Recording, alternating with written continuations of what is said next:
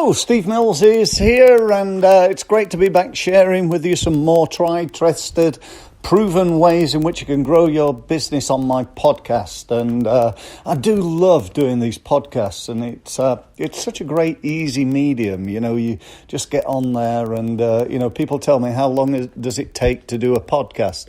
I often say, well, it depends how long the podcast is. They said, yeah, but what about presentation and preparation and rehearsing and writing it all out? Do you know what? I'm just stood here and I'm going to make it up as I go along. I've been doing this for 25 years, 25 years of expertise. If I don't know it by now, I'm sure I never will. So today's message is about, the title of it is the difference between contact and contract.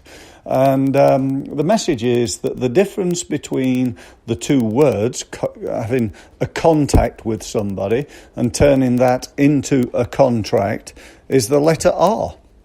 It's just the letter R. That's the only difference. And that R stands for relationship. Now, I know that's a little bit twee, the difference between contact and contract is relationship, the letter R.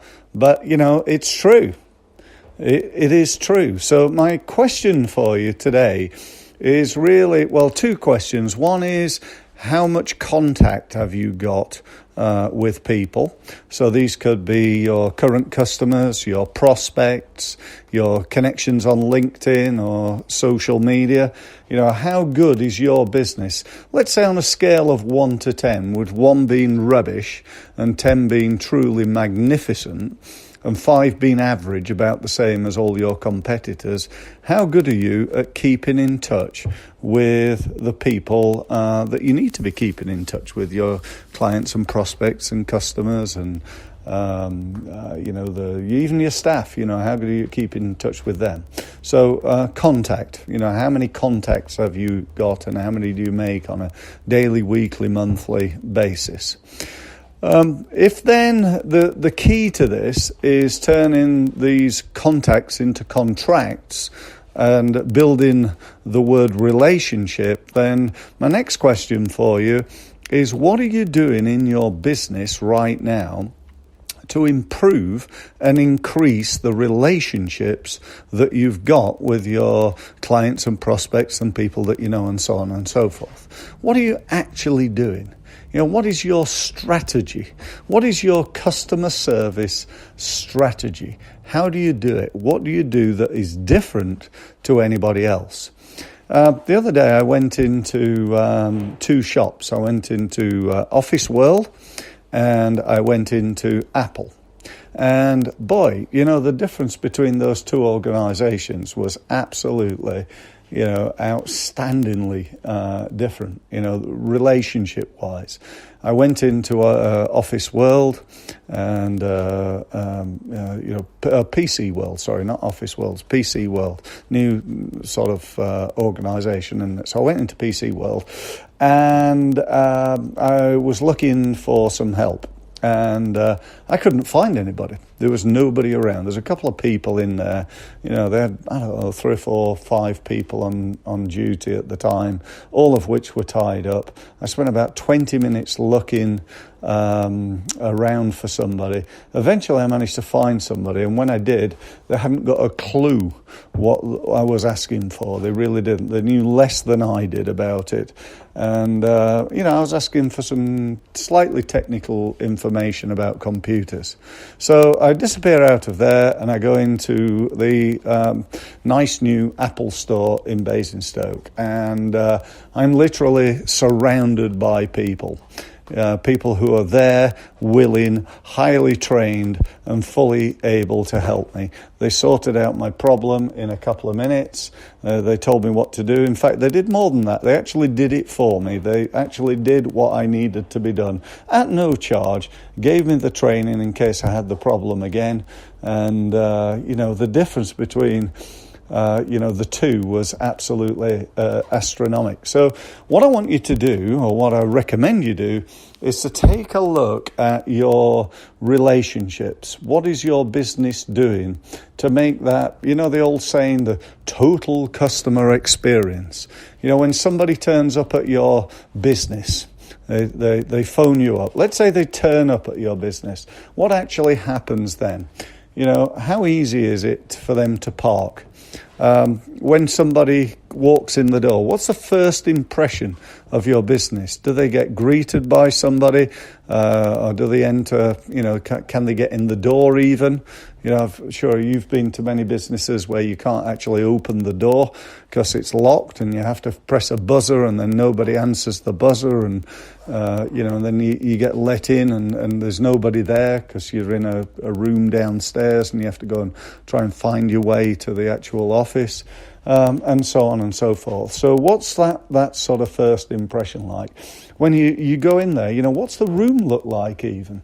Is it as good as it could be? Is there anything that could be done with that room in order to improve it? What's your office look like?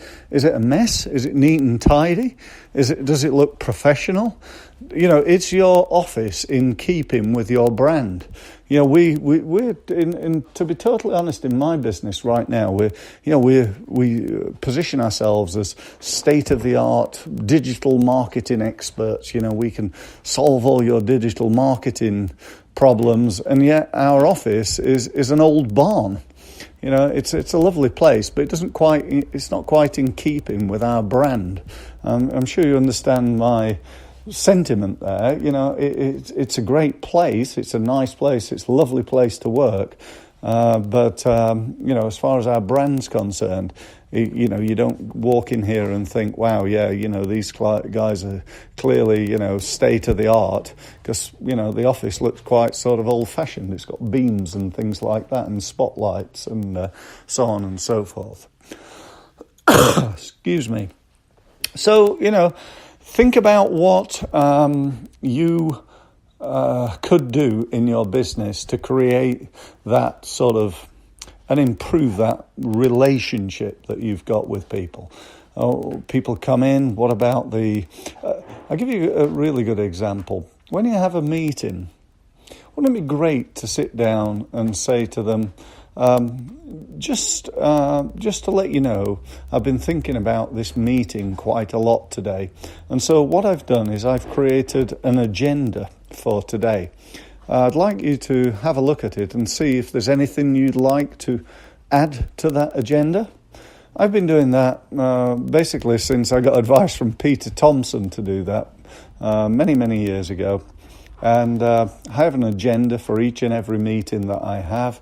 And I can honestly tell you that the perception of people when I do that, just their eyes almost pop out. They say to me, well, that's brilliant, you've done that. And they say, I've, been in many offices, and that's the first time that anybody's ever given me agenda. Thanks, Steve.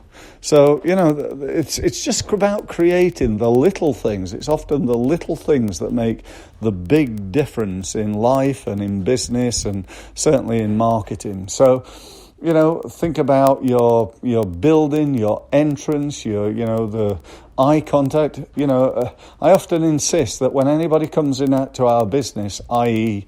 a customer or a prospect, everybody who is in the office must say hello to them.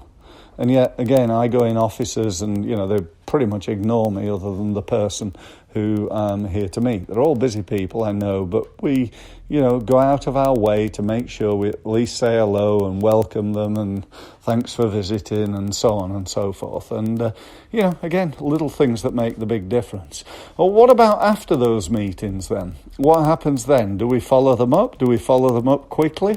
If somebody emails, how quick are your business to respond to that email? Have you got emails that are sitting in your in tray that, inquiries even that came in 5 days ago and you've still not had time to respond to them? Because if you have, I can tell you now, that's totally outrageous.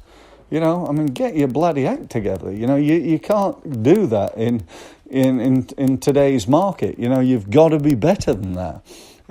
People have never had so much choice. They've never had so much selection. They've never been able to, do so many different things. And if you're not standing out from your competition, then somebody else is, and they're probably taking the money out of your pocket.